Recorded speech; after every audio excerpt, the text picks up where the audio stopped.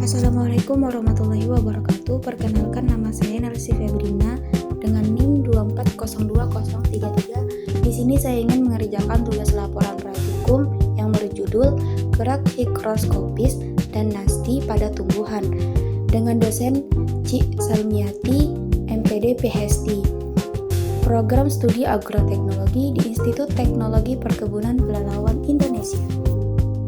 Latar belakangnya, gerak higroskopis dan nasti pada tumbuhan merupakan salah satu bentuk respon tumbuhan terhadap rangsangan dari lingkungan sekitarnya.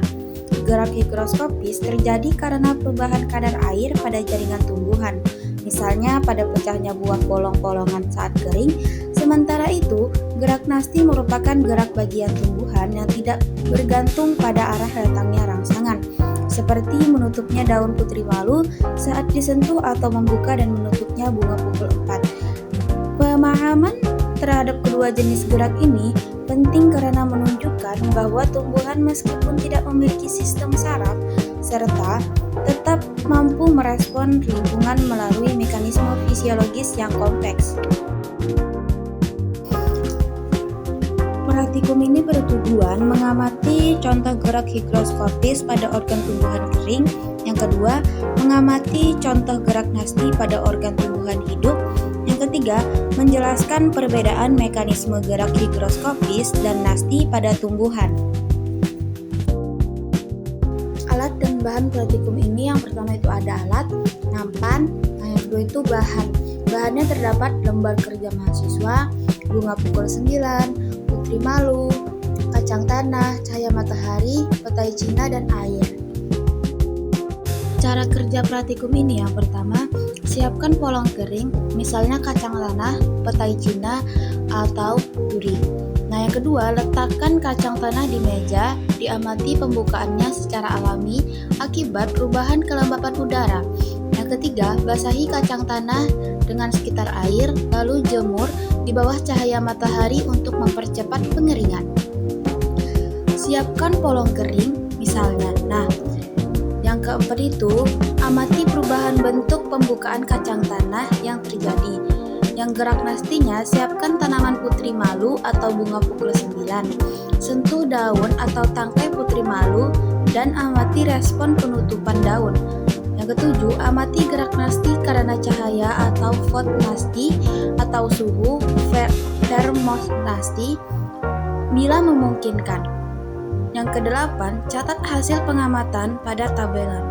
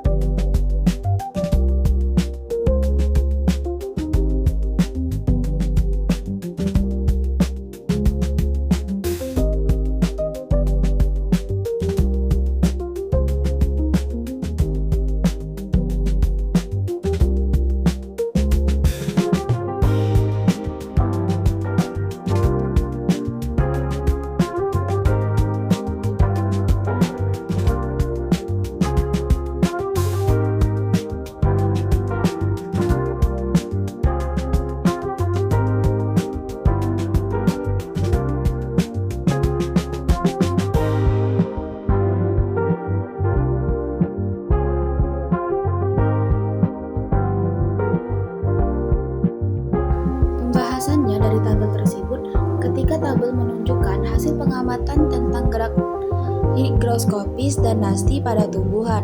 Pada kondisi terang, biji petai Cina Cina tua dan muda mengalami retak atau membuka karena sinar matahari mempercepat penguapan air, sedangkan kulit polong kacang tanah juga akibat panas yang memicu penyusutan air.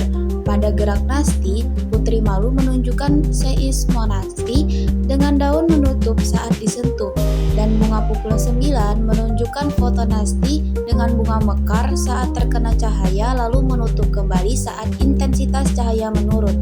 Sementara pada kondisi gelap, biji petai Cina dan kacang tanah tidak mengalami perubahan karena kelembapan stabil, menunjukkan bahwa cahaya dan panas berperan penting dalam memicu gerak higroskopis.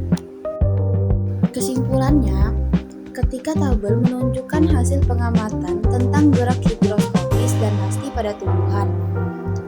Pada kondisi terang, biji petai Cina tua dan muda mengalami retak atau membuka karena sinar matahari mempercepat penguapan air. Sedangkan kulit polong, kacang tanah juga merekah akibat panas yang memicu penyusutan air.